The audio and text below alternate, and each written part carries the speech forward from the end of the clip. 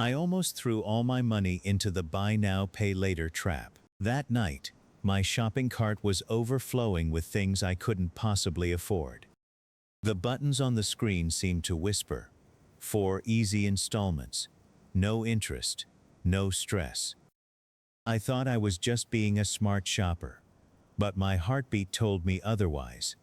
No, this was a carefully engineered trap. In less than a minute, I went from a rational adult to prey. Every gentle click felt like an invisible hand pulling me toward the edge. I've acted impulsively before, but this was the first time I realized something. It wasn't a random mistake. It was a trap designed by the financial system. A trap designed by the entire financial system for impulsive people. On the surface, credit cards and buy now, pay later services seem different. One sits quietly in your wallet. The other sparkles, promising control over spending. But the essence is the same. They take away the sting of spending in the moment.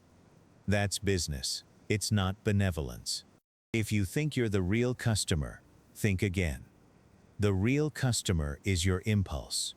Every time you swipe your card, the payment processor makes money.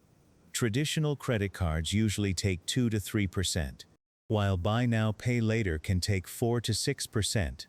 A $100 pair of sneakers, someone else might pocket $3 to $6 first. And the merchant still gets paid. Merchants aren't stupid.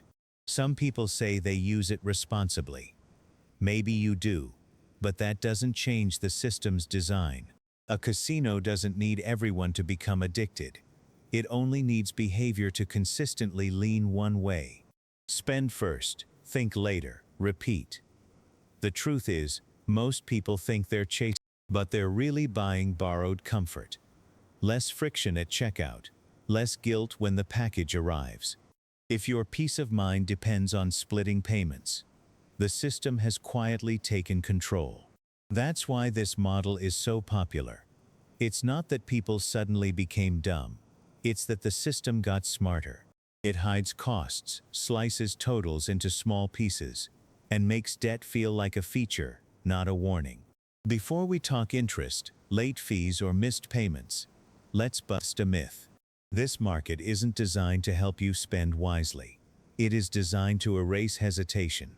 Once you get that, the next question isn't how the company makes money, but when they hope you won't notice how much you owe. 0% interest and no fees sounds fine, but it's misleading. It only works if you execute perfectly every single time. Miss one payment, or your account balance dips, and the rules change instantly. Look at the numbers. Some credit cards have annual interest rates over 23%. You don't need to make daily mistakes.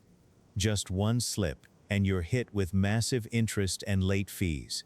That's the genius of the trap. Harmless at first, ruthless in the end. Buy now, pay later dresses the trap in a gentler outfit. 4 installments. No upfront fees. Clean interface, soft language. It seems controllable, but this isn't kindness. It's conditional leniency. The real winners for these companies are the distracted and the stressed. The ones most likely to forget a payment. They're not dumb, it's that their life rhythm is profitable. The wealthy swipe $10,000 at fancy restaurants every week. The company doesn't need interest traps to catch them. Pay on time. And the merchant easily earns a 3% commission.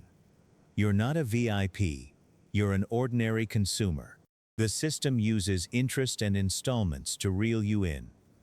The cruelest part is most people don't realize which side of the equation they're on until it's far too late.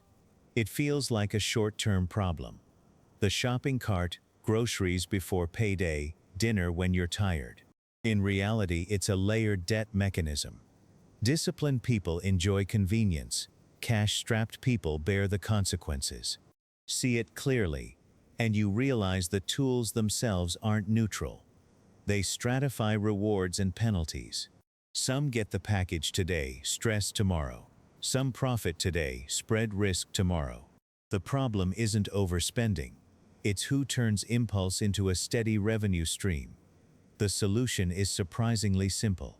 When you see split into 4 installments at checkout, pause. Write down, I'm going into debt for this, and fill in the item. I'm in debt for sneakers, I'm in debt for takeout. It's not a flexible option, it's a debt. This makes the cost visible instead of letting the system anesthetize you. Add one more rule. Don't approve installments at the same time you find the item. Put it in the cart, sleep on it, then decide. The algorithm is strongest in the first few minutes. Delaying weakens impulse. Don't fantasize about being perfect once. One intervention, one simple rule is enough. If your account can't cover the full payment at checkout, skip installments.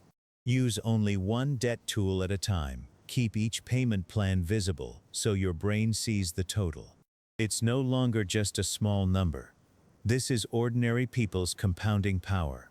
Stop the money leak first, then earn future gains. Focus returns, decisions get clearer. Reliable commitment isn't overnight wealth, it's a bigger buffer.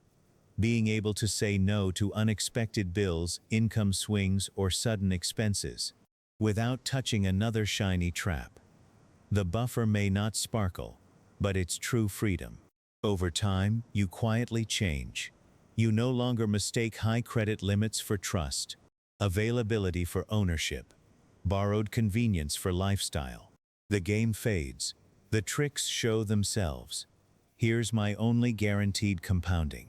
Less chaos, more control, fewer reactions, more choices, more stability. Not immunity from mistakes, but harder to manipulate, easier to live. Finally, I want to ask you something. In your life, what costs you the most? Interest, fees, or mental load?